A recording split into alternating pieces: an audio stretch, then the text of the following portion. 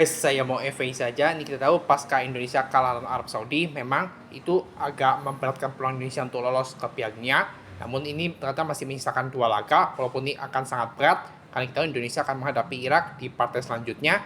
Ini tentunya Indonesia harus wajib menang, gak boleh kalah, gak boleh seri.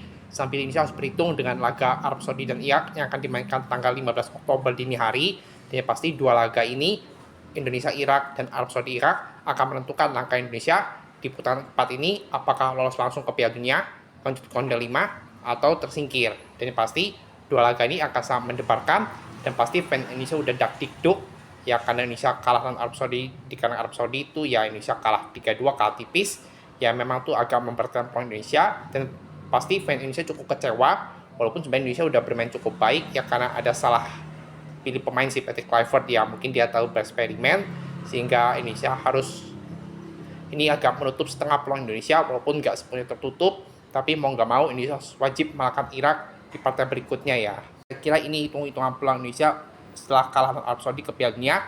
Di peringkat pertama Indonesia bisa langsung lolos, namun saatnya berat banget karena harus menang selisih 2 gol lawan Irak, dan Irak harus, dan berharap juga Irak berhasil mengangkat Arab Saudi. Ini memang syarat yang cukup berat dan agak sedikit kurang realistis.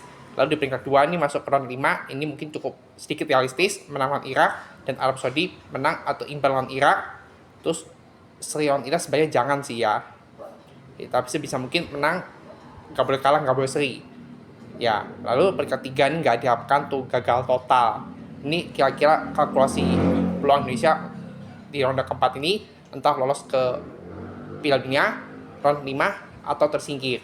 Dan pasti 2 laga tersebut tadi pasti akan sangat menentukan langkah Indonesia di putaran keempat nanti, apakah lolos ke Piala Dunia round 5 atau tersingkir. Kalau realistis sih round 5 ya, kalau juara grup rasanya udah berat ya, karena Arab Saudi pasti akan pegang kendali, apalagi Arab Saudi berhasil mengalahkan Indonesia ini, mereka dapat waktu istirahat hampir seminggu sebelum menghadapi Irak.